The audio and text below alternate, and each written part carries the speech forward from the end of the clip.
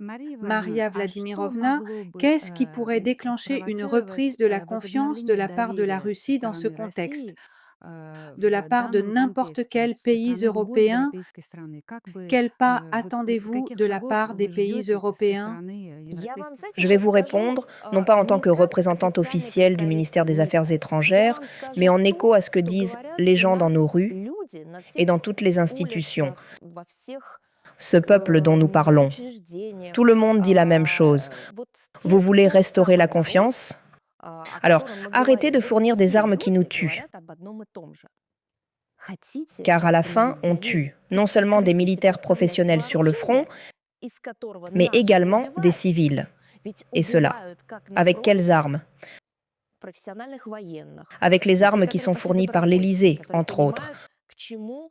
Nous avons des enfants qui meurent également. Est-ce que vous avez vu les statistiques sur le nombre d'enfants tués dans ce conflit? On tue des femmes, des personnes dans les hôpitaux, dans les écoles, des passants. Par des drones, des attentats organisés, sous la direction bien sûr des services spéciaux de l'OTAN par les mains du régime de Kiev. On fait exploser des gens dans leurs maisons, dans les rues, dans les transports. Vous voulez restaurer la confiance pour que le peuple de notre pays croie en la France? Arrêtez de fournir des armes aux terroristes et alors les gens comprendront que la France est sérieusement engagée pour la paix, qu'elle assume la responsabilité des mots qu'elle prononce sur la sécurité, sur un avenir pacifique. Quel avenir pacifique quand les livraisons d'armes vont non pas à une partie en conflit pour des combats sur la ligne de front, mais à ceux qui utilisent ces armes contre la population civile dans toutes nos régions, qu'elles soient frontalières ou centrales. Comment peut-on fournir des armes à ceux qui ont déclaré vouloir frapper le défilé de la victoire? Défilé en commémoration des événements liés à l'anniversaire de la victoire contre le nazisme. C'est Ben Laden, c'est Al-Qaïda, contre lesquels toute la communauté civilisée mondiale s'est battue, mais qui ont maintenant émergé en Ukraine, sous la forme du régime de Kiev et de Zelensky. Est-ce que j'invente tout cela? Absolument pas. Les représentants du soi-disant bureau du président en Ukraine, les soi-disant responsables du bureau de la rue Bankova, ainsi que les représentants du soi-disant pouvoir législatif en Ukraine, soit tous ceux qui détiennent actuellement les leviers du pouvoir, ont décidé de menacer, ces 2 ou 3 dernières semaines, de frapper les événements liés à la célébration de l'anniversaire de la Grande Victoire pendant la Seconde Guerre mondiale. Et tout cela, alors qu'ils savaient que des invités de haut rang et des invités internationaux allaient venir. Tout le monde savait que les vétérans, qui sont de moins en moins nombreux, ainsi que leurs proches, seraient les principaux invités. Vous comprenez? Et pourtant, ils ont déclaré qu'ils allaient frapper. Ils ont frappé avant et ils ont même tenté de le faire sans tenir compte des nuances liées à la vie de la population civile. Ils le font après. Ils le font pendant le cessez-le-feu qu'ils ont eux-mêmes signé. Vous vous souvenez, un cessez-le-feu avait été annoncé, un moratoire sur les frappes contre les infrastructures énergétiques. Et qu'est-ce que cela a donné? 5000 frappes de la part du régime de Kiev, précisément sur les infrastructures énergétiques. Et c'est ainsi à chaque fois. Maria Vladimirovna, ce défilé a tout de même réuni un grand nombre d'invités, malgré les menaces de l'Europe, c'est-à-dire des menaces directes envers les dirigeants européens qui accepteraient de venir. Monsieur Fico, par exemple, est venu.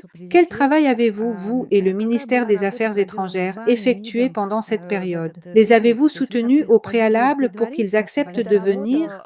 Alors, ce travail s'est déroulé sous l'égide de l'administration du président, car toutes les principales décisions concernant l'organisation des événements festifs à l'intérieur du pays, et bien sûr avec une composante internationale, ont été prises sous l'égide de l'administration du président. Cet événement est vraiment historique.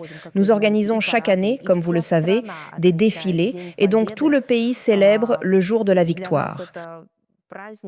Pour nous, c'est probablement la fête la plus importante pour chaque famille, car chacun a des vétérans dans sa famille. Vous savez, j'ai 2 grands-pères. Le père de ma mère ainsi que le père de mon père ont tous les 2 traversé toute la guerre, combattant sur le front dans différentes unités et sur différents fronts. L'un commandait une unité de transport et acheminait des munitions vers le front. L'autre était tankiste. Mes 2 grands-mères, elles, travaillaient dans des usines. L'une d'elles était employée dans une usine qui, dès 1941, s'était reconvertie pour les besoins du front et s'était mise à produire des pièces pour les avions. L'autre étudiait à l'institut et le soir, travaillait dans une usine militaire.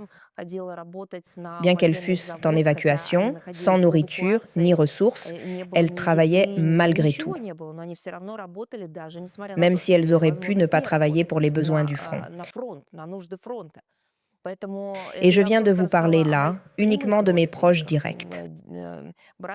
Le frère de mon grand-père, lui, est mort lors d'une bataille à Koursk. Les frères de ma grand-mère, tous les cousins, ainsi que le cercle proche, ont combattu. Ils étaient tous sur le front. C'est pourquoi pour nous, c'est une histoire de famille, une histoire de perte, de vies qui n'ont pas à s'accomplir ou bien de vies vécues malgré les circonstances. C'est pourquoi c'est notre principale fête que nous célébrons tous chaque année. Mais les événements jubilaires, surtout face aux tentatives de réécrire l'histoire de la Seconde Guerre mondiale et d'effacer littéralement l'histoire de la Grande Guerre patriotique, sont pour nous un événement historique. Ainsi, sous l'égide de l'administration du président, le travail a porté sur la logistique, les nuances protocolaires. La sécurité aussi. Alors oui, bien sûr, sur les questions de sécurité également, compte tenu de ce que fait le régime terroriste de Kiev. Ainsi, des invitations ont été envoyées aux dirigeants, des réponses ont été reçues, des visites ont été organisées au niveau officiel pour certains chefs d'État. Des négociations ont eu lieu en marge de ces événements. Cela a donné un programme très chargé, je dirais même un véritable feu d'artifice, d'un côté festif et de l'autre, comme disent les diplomates, substantiel, c'est-à-dire rempli de contenu concret. Des accords ont été signés. Regardez la liste des ententes conclues avec la Chine. Des événements d'information comme des conférences ont été organisés, des interviews ont été données, des articles ont également été publiés. Je parle des chefs des délégations étrangères et de leurs représentants. Donc vraiment, c'est un travail colossal qui a été accompli et le succès est mérité. Vous comprenez ? Pour nous, tous les pays s'est investi dans ce qu'on appelle le devoir de mémoire historique. Nous le faisons pour la mémoire de nos ancêtres, mais aussi au nom des générations futures.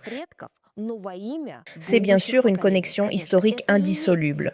Il ne peut y avoir d'histoire sans comprendre ce qui s'est passé dans le passé. Chez Chinguiz Aitmatov, que je pense votre public français connaît très bien, il y a une œuvre magnifique, dont le héros principal est un personnage nommé Mankurt. C'est un homme façonné pour ne pas connaître son histoire. Et en substance, il est devenu une sorte de monstre. Un homme en apparence, certes, mais un monstre en réalité.